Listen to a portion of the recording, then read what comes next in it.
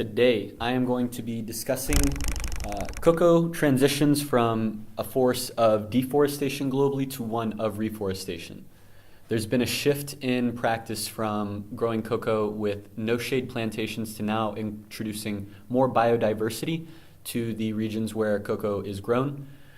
To start with, there's a deforestation factor, and cocoa has been a deforestation factor for a lot of the 20th century with this practice called zero shading, where there's no shade trees provided. You put cocoa trees in there, they have more access to sunlight, which provides faster financial returns, which is aided by technology. However, the downsides are less longevity for your grow. Now, shifting into the reforestation of cocoa, this practice is reinforced with rotational agroforest, where you have a mix of plants and trees that one provides shade to the undergrowth below, increases the biodiversity of the soil, and it prolongs the life of cocoa farms.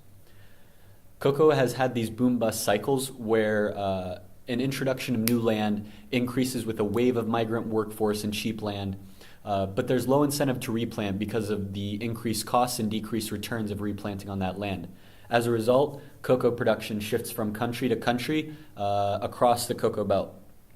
Shifting over to the bust side, after that initial wave of interest with the boom, there are quick profits which turn very quickly into land that is unusable by cocoa plants, which degrades the return and then creates useless land as a result of no shade farming practices. You can see the chart over on the right depicting the planting and reforestation rates. The driving question for this research is, how can cocoa continue to become a driver of reforestation rather than one of deforestation? How can we make it a population or a driving force for change and for good rather than degrading the resources that we have in an unsustainable way? Moving on to where cocoa is produced.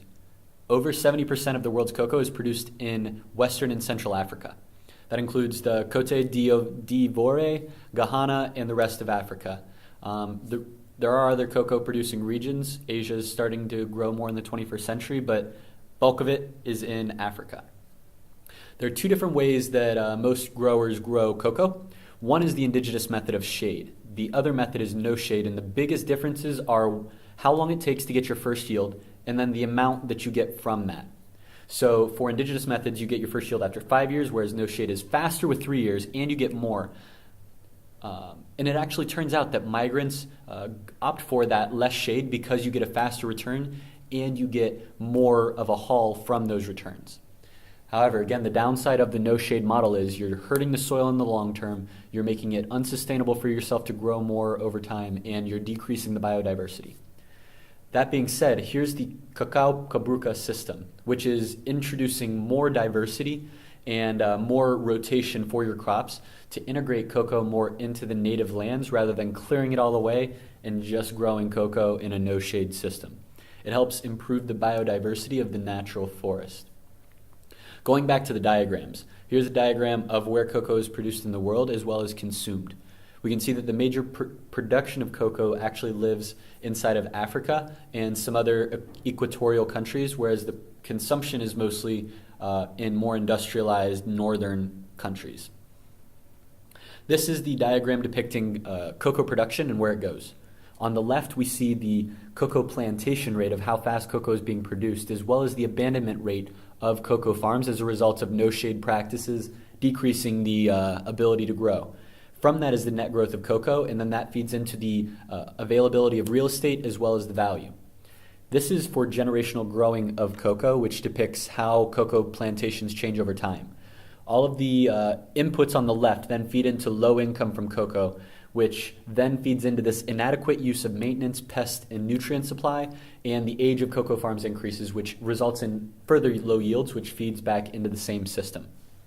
The conventional cocoa value chain in the top box shows how smallholders then go and collaborate with local collection, and then how the smallholders go and talk to producers, and then from there it continues to span out, which eventually leads into the bottom right corner of getting into our delicious drinks in the morning and the candies we like to eat.